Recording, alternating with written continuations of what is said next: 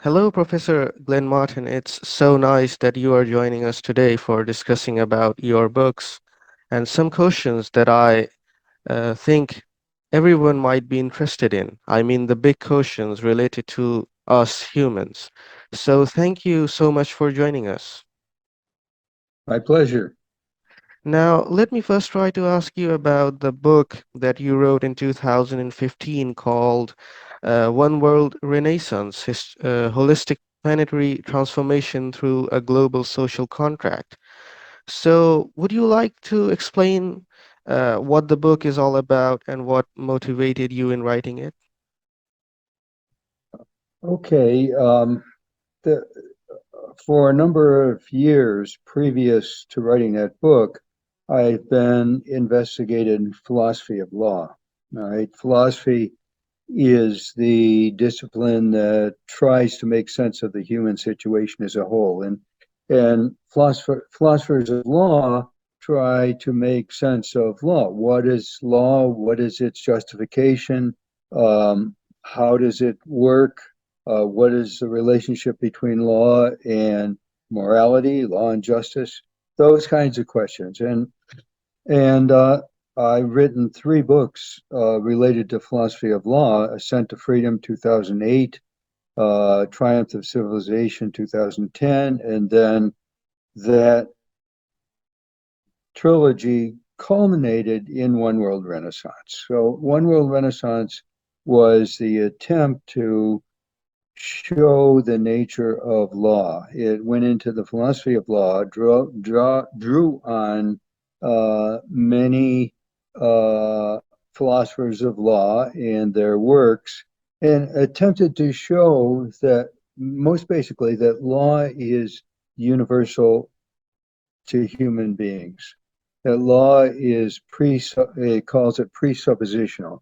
That human societies, beyond the most elementary societies like families and small communities, human societies presuppose a the need for regulation, the need for laws, and they need to be have all the qualifications that we think of in terms of law. If they're genuine laws, they need to be representing the people or democratically legislated.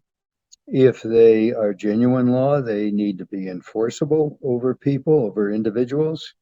They need to assure human freedom and human rights vis-a-vis the ruling authorities and so on. Law must have those features, and I argue in the book that the only way that law will really ever have those features is if it is democratic world law, because you divide the world into all these nation states, almost 200 nation states, each one with its own law and its own, many of them undemocratic, many of them violating human rights. And what you get is a war system, not a system of justice, not a system of law and democracy, but a war system. And so I argue in the book, most basically, that democratic world law must be the solution to our most fundamental human problems. So we find that there is a great dispute about whether should we accept this holism thing, and so people also think it's a threat to analytical method. So would you like to tell us what actually is holism and why people think to accept it is difficult, or what do you think about this theory? Well, holism is not something that I invented or originated. Holism comes from the discoveries of science, the discoveries of physical science. 1905, Einstein wrote his special theory of relativity. And in that, he presupposed that the universe was a whole. And since then, the theory of relativity has been confirmed over and over again, presupposing the interdependence of everything in the universe. And The same is true of Max Planck, who in 1900 discovered the quantum of energy. And out of his work came quantum physics. And quantum physics has discovered that human beings are not even separate from not separate from one another. We're communal to the very core of our being, but human beings are not separate from the world. Where human consciousness is emerges from a conscious dimension of the world, and many of these thinkers argue. So, what is holism? Holism means uh, everything is interdependent with everything else. It means things have internal relationships with one another, not merely external relationships. And holism replaces the Newtonian paradigm, right? The Newtonian paradigm that came out of the rise of science in the 17th century. Newton put it all together in the 18th century to create a worldview, a paradigm, a model for understanding the world. And that Newtonian paradigm was atomistic. They thought everything was made of hard particles, of atoms, of parts, and that you could understand something by dividing it into its parts, by looking at how it worked in terms of its parts, its units. And this is not true at all, because in holism and in contemporary science, the whole that emerges from the evolutionary process and so on is is something that is greater than the parts. It can't be reduced to its parts. Something new shows up. Think of all the parts in the human body, right? Hundreds of muscles, hundreds of sets of bones, trillions of cells, 37 trillion cells in the human body, right? And so all of these parts is immense complexity. Uh, Something shows up that is a whole, and that whole, the human being, the thinking, acting, feeling, intelligent human being, is is transcends by immense amounts all the parts, transcends the arms, the legs, the body, the head, everything. And this is the way nature operates, right? So, holism is not something uh, that is threatening to people, because, as I argue in One World Renaissance, those people who hold the outdated Newtonian paradigm uh, often think in terms of negative freedom. I have to be very careful of the government. I have to be very careful of the community. I don't want them to take away my individual freedom to do whatever I feel like doing, and so on. Uh, it's a reaction that involves a false set of presuppositions that somehow I am completely independent of the community and of the government and so on. It isn't. And what I argue for in One World Renaissance is that uh, uh, we have access to positive freedom.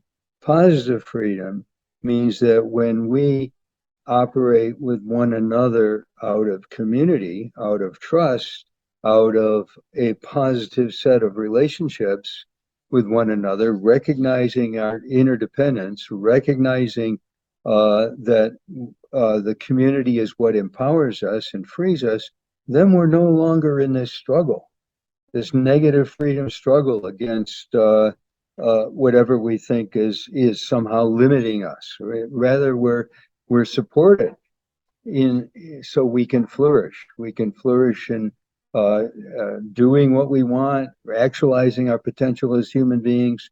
We can do this precisely because we're supported by a community and we understand our interdependence with that community. I hope that's kind of a brief summary in response to your question. Yes. Does it make sense to you? Yes, yes, that makes sense. Now, holism is a deep philosophy, and at some points we found ourselves in a problem. Like, let me explain to you and ask if you can help me understand this. Now, holism, as you also have pointed out, is, I mean, it's a kind of something that tries to deliver itself as we must have to understand or find solutions to problems in a holistic way. I mean, not by fragmenting some things or a thing in parts. And if we move forward in this approach, so don't you think that there is a human tendency to capture something and it in itself generates fragmentation in our thinking process? There's a constant tendency to fragmentation, right? We have to think in terms of holism. We have to especially uh, think in terms of personal growth, right? Uh, Many psychologists have talked about the pattern of growth from the earliest age, the age of small children, as egoistic. They call that age egoistic, and then we are socialized into the community, and we become, mommy and daddy say, be a nice boy, be a good girl, and so on. And so we adopt the community values, and we become community centered. But autonomy, real autonomy, is not egoistic against, I'm against this, I'm against that, I don't like this, I don't like that. Real autonomy, the psychologists like Lawrence Kohlberg say, is a stage when we are able to criticize our own community as being just one perspective, right? And we realize that the world is a whole, civilization is a whole of many communities, and we begin to transcend that partial community and see the differences and appreciate the differences and appreciate the whole of the world and civilization. So there's a growth process. And even though human beings, when they think about things, uh, the mind is not a simple process. It's very complex, very energetic, and so on. And fragmentation can show up. But the structure of things is the holism. The reality of things is that we are interdependent. Jürgen Habermas showed this with respect to language, right? None of every human being, every normal human being, speaks a language. We're genetically, as Steven Pinker has shown, the another philosopher of language, um, we're genetically programmed to. That's why we're, as young children, we assimilate a language just like, you know, like we're breathing air and so on. Within 4 years, we're speaking a language, and um, this fact shows that the human community is inseparable from our individuality, right? Our individuality emerges within the matrix of the fact that we're language speaking beings and we're part of the human community, the civilizational reality, the evolution of human beings on this planet. So, thinking needs to be careful. It needs to be precise. It needs to be guarding against false initiatives and so on. But ultimately, the framework has to be some form of holism because we see holism everywhere, right? Not only in language, but everywhere. You begin to look at the interdependencies and the interrelationship of things, and you see that the scientists were right when they said that there's nothing in the universe separate from anything else. That makes And what, sense? yeah, and what do you say to Derrida's argument? Like, is it not against the holism or the ideology of holism? The what argument? Hegel? The the Did you the, say? the Derrida, Jacques Derrida's. Derrida. Yes. Yeah, Derrida and the postmoderns uh, show they focus on the conventional nature of language, of speaking, of the give and take, and and they're very right. Uh, they're right in the sense that language is conventional. Wittgenstein showed this long before Derrida came on the scene. And Wittgenstein showed that there's language is not something that mirrors the world. That the relationship of words to the world are not a pictorial relationship; they're conventional. So that words are uh, always uh, within a dynamic context in which their meaning is not precise. It's fluid. And what Derrida and Foucault, to a certain extent, and the postmoderns do, is they focus in on that fluidity and they say, oh, there is no truth. Oh, there is no. But that misunderstands something that's very important. It misunderstands that truth itself is a conventional word that works perfectly well. I say it, if it's true that I have two hands, uh, it's a conventional statement. I'm using English. I'm using the word hands.